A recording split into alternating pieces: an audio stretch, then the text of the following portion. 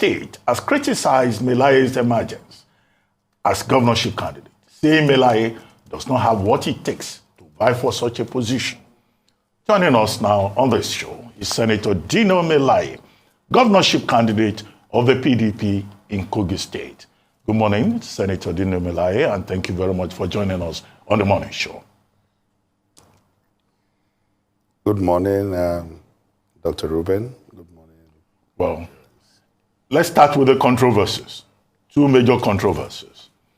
Former Deputy Governor Yomi Awoniyi, who also took part in the primaries, says that you manipulated your way to emerge as the governorship candidate of the party, and that your emergence as candidate is dangerous for the unity of the PDP in Kogi State.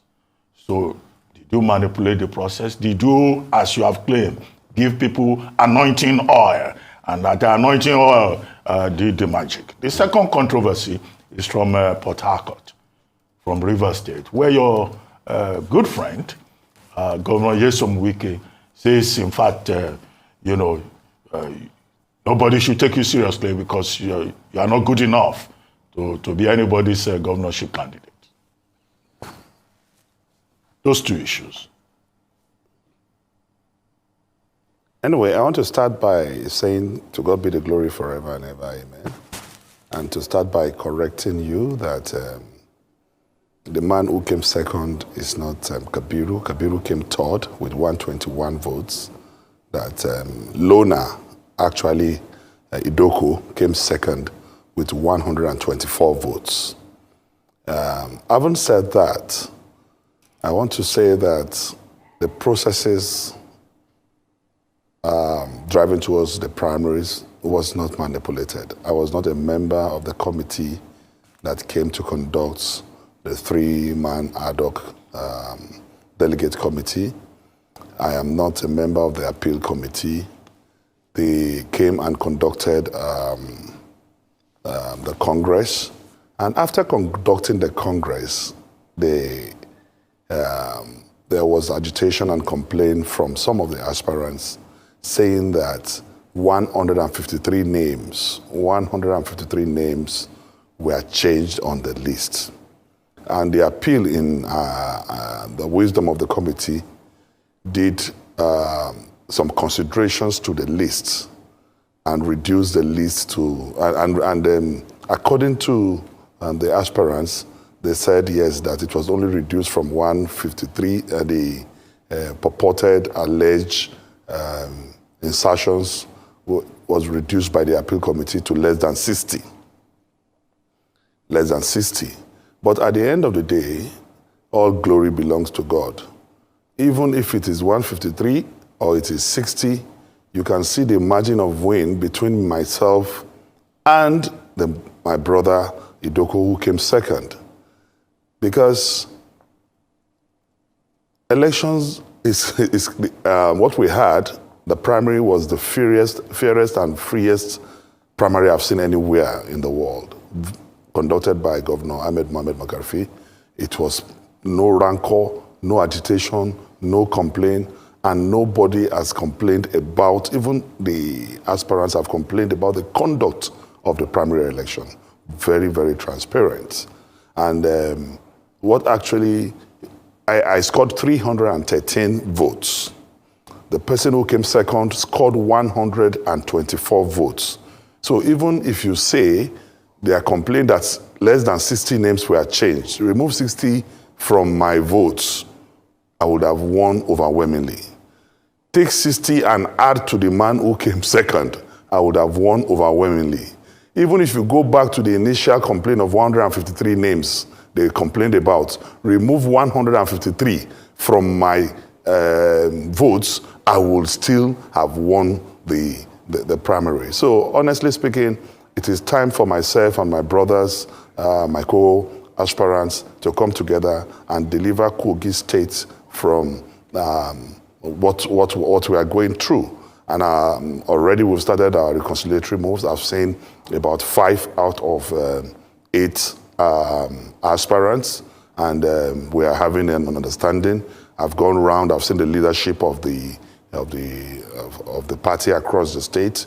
I've gone to Governor Ibrahim Idris. We had a very good, robust discussion, and he's supporting the party and the party candidate. I've seen Governor Wada, and he's 100% supporting the candidate of the party. I've seen Prince Olushola Akomode.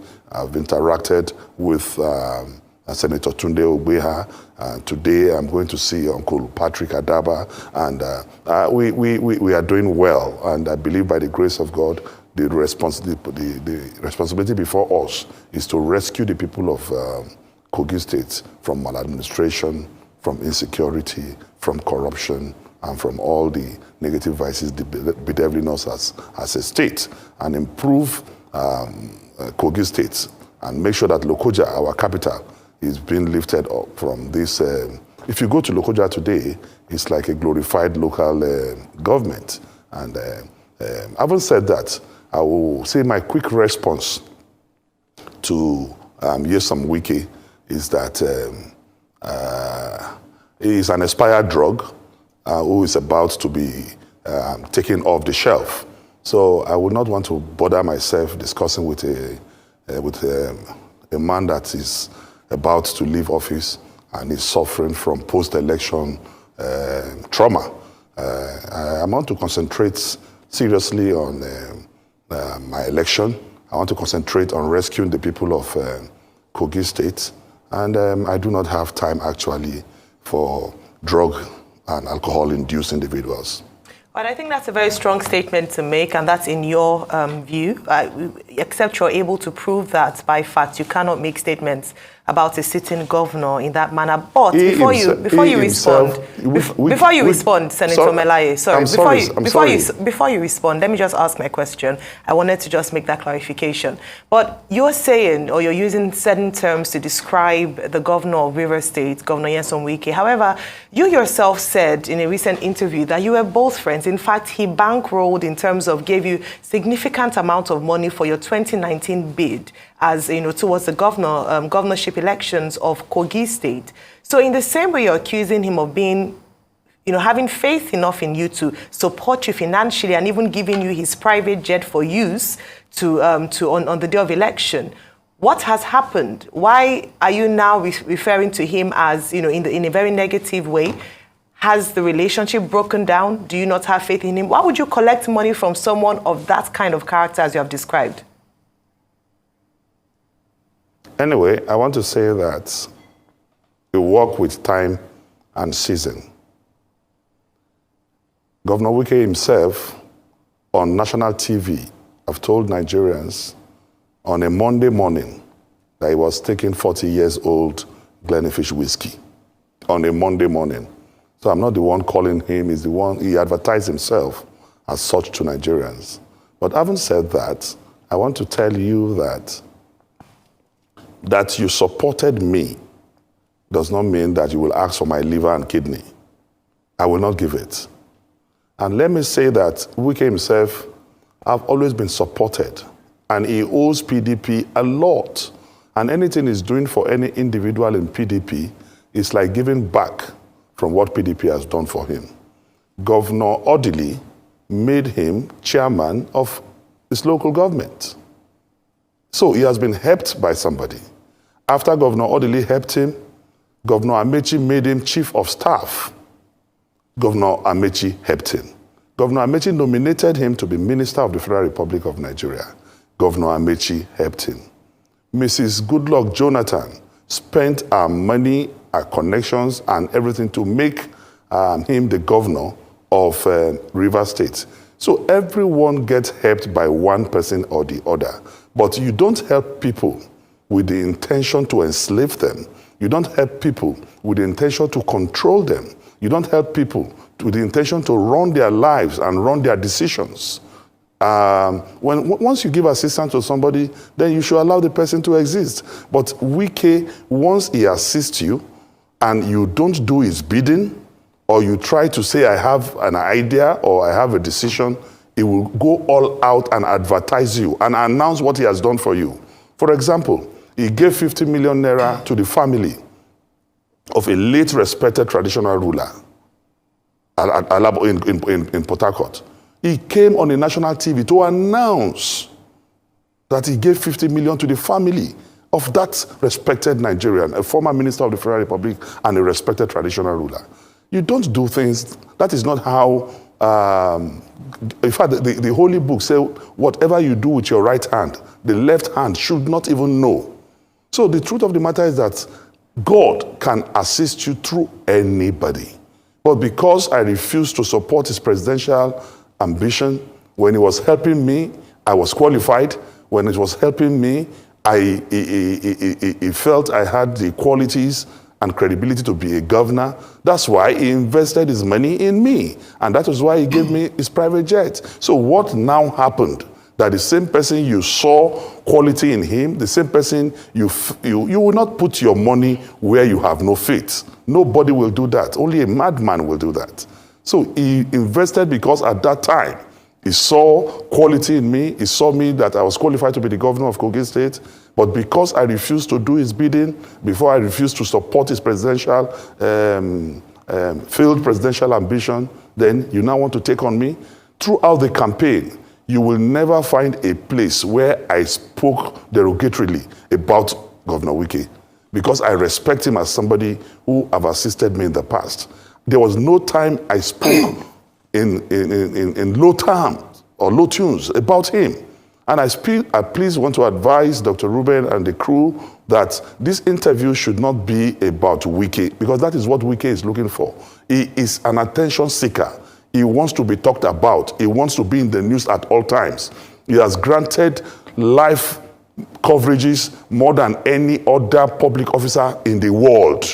You want to do groundbreaking of a project, you go live. You want to do foundation, you go live. They want to cast slab, you go live. One single project, 5, 6 people will come and you create ceremonies and waste taxpayers' money of River State.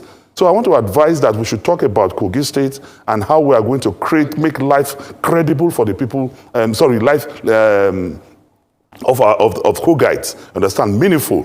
How we are going to transform the state, how we are going to assist the youth, how we are going to make sure that women are empowered, how we are going to look at the education of the state, look at ICT.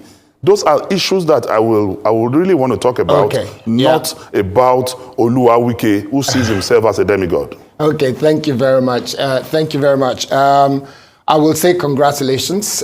Some people did not expect that you will win this ticket to be able to contest for the governorship election in November, I believe.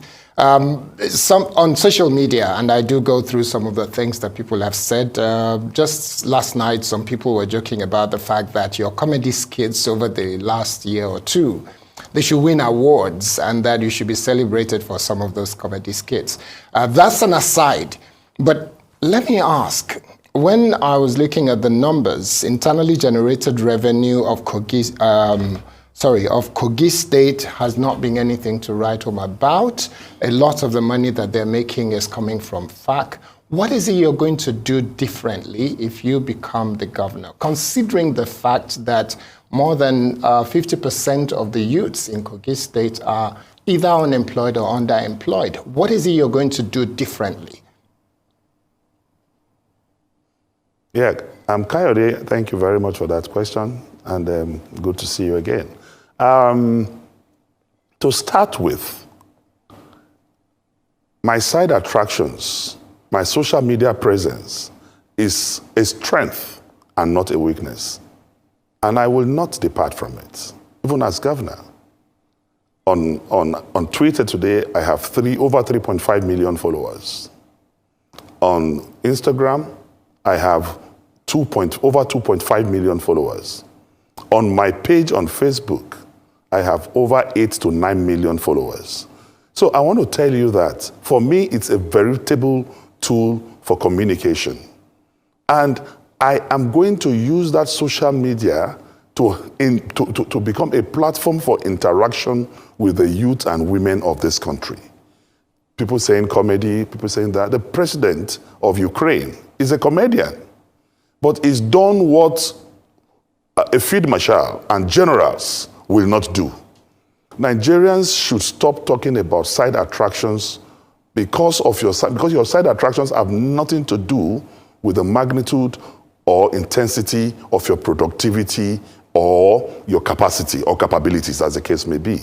So I want to tell you that by the special grace of God, if I become, or when I become, the governor of Kogi State, we are not only going to affect the internal revenue of the state, but we are not going to be dependent on the peanuts that is coming from the federal allocation in Abuja.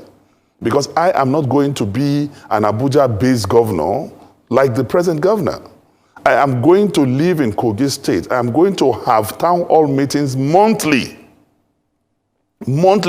across every local government of the state. With due respect, as I speak to you, the present governor have not, in 7.5 years, have not gone to over half of the local governments in Kogi State. Call him and ask him, has he ever been to Omala local government since he became the governor of Kogi State? He has not. I'm saying over half of the local government he has not visited. But I am going to be a people's governor. I am going to be a governor that will run governance dependent on the needs, the yearnings, the aspirations, and the drive of the people. The people will determine our policy direction. The people will determine our policy implementation. We are all going to sit down together to decide, understand, things that we are going to prioritize as a people, as a government. For example, I am thinking already that from recent research, that we are going to revolutionize the education sector in Kogi State. We are going to make sure that by the special grace of God, we compete with the technological and scientific demands of recent times. One of the best professors of artificial intelligence globally is from Kogi State. One of the best professors of robotic science across the globe is from Kogi State. Right. We are going to look for these people, interact with NUC, look at the possibility of creating Department of Robotic Science, Department of Aeronautic and Engineering, Department of Artificial Intelligence in Kogi State University. And people from all over the globe will come and acquire education from Kogi State. If you know where Natako is in Lokoja, every time I pass by, I always I weep. All these are brothers and sisters selling yam, akara by the roadside. We are going to relocate them to a more decent environment, a cluster or a hub where they can sell their akara and sell all their things, and then build boat clubs across the bank of River Niger, from there up to the Murtala Mohammed Bridge. I'm quite keen. And there are loose funds all over the world. I'm sorry to break in. I just want to find out, can you give specifics, maybe 2, 3, 4, 5 things that you can hit nail on the head and say, these are things that I will do that will change the story in terms of employment and in terms of our internally generated revenue if you're voted in as the governor? Just hit them on the head, those specifics that you have on your agenda. Okay. Thank you very much. Quick wins. We are going to concentrate on SMEs for our women. We are going to make sure that we get funds from donor agencies across the globe, from NGOs all over the world, to make sure that we partner with international donor agencies to make sure that we increase SMEs in Kogi State. We empower our women. There are loose funds all over the world, Coyote, begging for where to. In fact, we are going to assess these opportunities because many governors in this country today, many local governments do not even know that these funds are available to be assessed. And at times, they do not meet up with criteria and indices and yardsticks to assess these loans. We are going to seriously tap into that. Number 2, we are going to make, today, Kogi State have 58 mineral resources beneath the earth surface in commercial quantities. Only 1 have been tapped, limestone. We have gypsum, we have gold, we have uranium. The market value for uranium annually across the globe is over $60 billion. And we have it in excess in Kogi State and we are not tapping into it. If you go to every part of Igala land, without even planting in the backyard of houses, you see sesame seed growing. Go and see the international annual market value for sesame seed. If properly coordinated, go into plantations and process and export. These are issues that we'll take seriously. Agriculture is going to be one thing that, because we are blessed in Kogi State, we are going to make sure we do that. We are also going to make sure that we're also going to make sure that apart from I've talked about the education sector, we are going to change the curriculum of all the schools in Kogi State. We are going to start teaching ICT from nursery schools. I told someone yesterday that once I become the governor of Kogi State, we are going to build 3 nursery schools in each local government as a pilot project. Because the foundation of education in our country is faulty, our curriculum is faulty, nobody teaches you about moral philosophy, nobody teaches you about civic education, nobody teaches you about nationalism. The social study they are teaching you will tell you about Jaja of Okpobo, will tell you about Awolowo of Western Nigeria, Azikiwe of Eastern Nigeria, and Sadona of Nigeria. Even as a kindergarten, already you are indoctrinated and imbibed with ethnic rudiments. You are already being ethnic conscious as a child. Dino Melaya. And what we are saying is that by the time, yes. Well, I'm sure there will be more than enough time to go through your manifesto. There are 2 things. You know, some of your fans, they've been saying, this looks like a different kind of Dino Melaya. You are already sounding gubernatorial, unlike during the campaign trail when you were very combative. So they say it's like you're already preparing. Is this the new Dino that we'll be seeing consistently?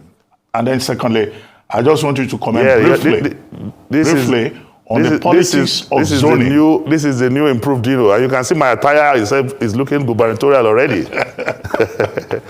Apart from talking about the new Dino. That does not mean my interactions with the youth, with people will change. No. I will still be myself because for me, that's the advantage. Okay, but I wanted you to comment on the politics of zoning. We had Smart Adeyemi on this program from the APC side. And his main point was that, look, Kogi Central cannot keep producing, the governor of the state, and that, Kogi West, and other parts of the state should also be entitled. And you also have agitations from Okunland. I know you are from Ijumo, also from Kogi West. Just to comment on the politics of zoning and how that is likely to play out to your advantage or disadvantage. Yeah, I will start by saying that what is fair is just. We have 3 senatorial districts in Kogi State. We have the Kogi East, we have the Kogi West, and we have the Kogi Central. And Kogi East they've been governor for 16 years in Kogi State. And the Central, at the expiration of this unproductive government, Yaya Bello from the Central would have served for 8 years, while the Kogi West have never been governor in Kogi State. So naturally speaking, I haven't spent 16 years in power in Kogi in the East, I haven't spent 8 years in the Central. It is only just and proper that this thing be naturally rotated or zoned to Kogi West. And I have tremendous respect for the PDP in the Central. In these primaries that we just concluded, the Central, no single person from the Central picked governorship form to run for governorship of Kogi State. We have a lot of people who can be governor of Kogi State in the PDP, in the Central, but not one person picked the form because they naturally believe that the thing should go to the west part of the state. And that's why I ran in the first place. So I think that Kogites should just naturally zone this thing to the west and support the west to produce the governor of Kogi State for peace, for harmony, for inclusivity, for equity. That should be the case. And if you are talking about even the Central, as I speak to you, Central, I would say they've been governor for 12 years and not 8 years because the Central and the West all came from Kwara, the old Kwara state. And in Kwara state, Adamu Atta from the Central have been governor for 4 years. So if you plus that 4 plus 8, that means they've been governor for 12 years. And the other side have been governor for 16 years. It is only fair and proper for us in the West to produce the next governor of Kogi State. And I believe by the special grace of God that God have a purpose for giving the ticket to the West, but it is not going to be a West agenda. Dino is not going to be an Igala man. Dino is not going to be an Ibira man. Dino is not going to be an Oku man. Dino will only be a Kogi man. And we are going to make sure